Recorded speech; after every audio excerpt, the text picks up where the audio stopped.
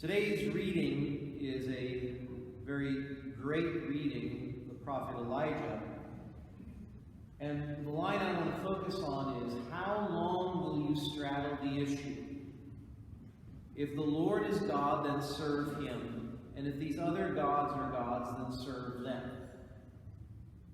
And that's really ultimately what it boils down to. This is how we live the first commandment. Again, none of us are adoring statues of idols. What we break when we break the first commandment is when we make someone or something higher than God.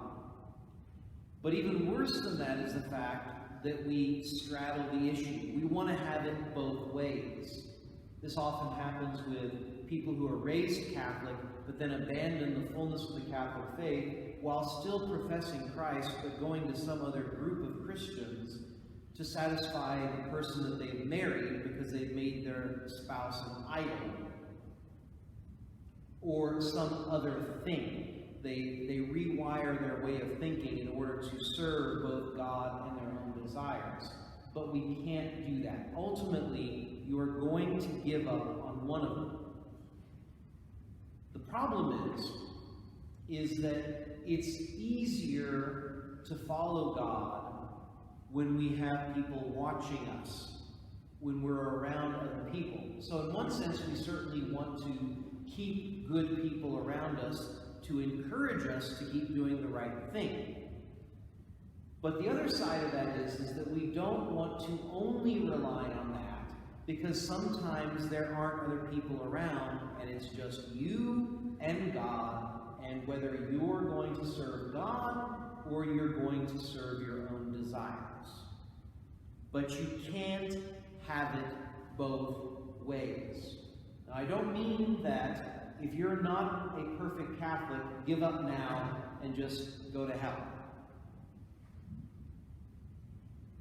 I've said this for particular sins, but I'll say it for anything.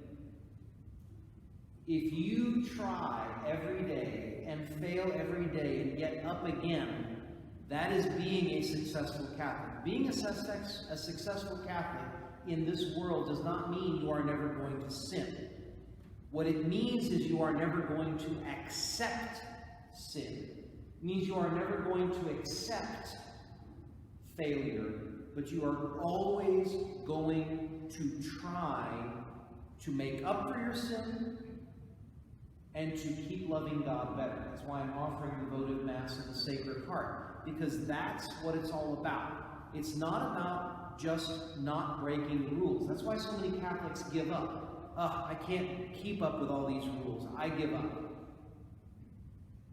And if all you ever think about is rules, then you're going to give up, because you, without grace, are never going to avoid sin. And even with grace, in your weakness, you are probably going to fall. But giving up because you fail regularly is like giving up a relationship with someone just because you don't always do it perfectly.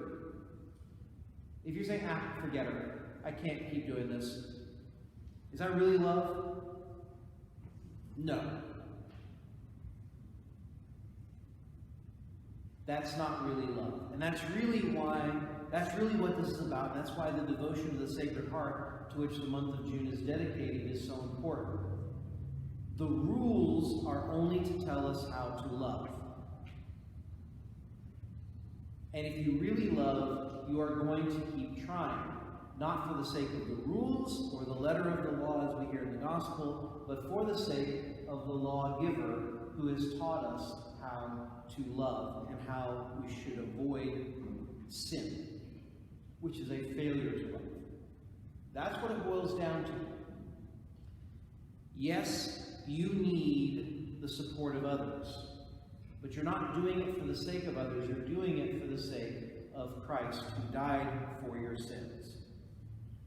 And you're doing it completely with an undivided heart. What they don't mention in the reading, because, we want to avoid passages like this. That was sarcasm. We should not be avoiding passages like this. What Elijah did at the end of this story is told the people to round up the 400 false prophets, and then he took them down to the river and slit their throat. Now, I'm not saying go around slit the throat of people who aren't Catholic, just for the record. What I'm saying is, you should be that determined to only worship the true God. That's how extreme your love should be. Not that you're going around killing people because of it, but it should be, that's how serious this is. And in the Old Testament, there was a clear death penalty for those who practiced idolatry, which is why Elijah did what he did. In your case, don't be slitting throats, but love God that sincerely and that adamantly, so that you do not compromise, you do not waffle, and that you only serve the real God and not yourself.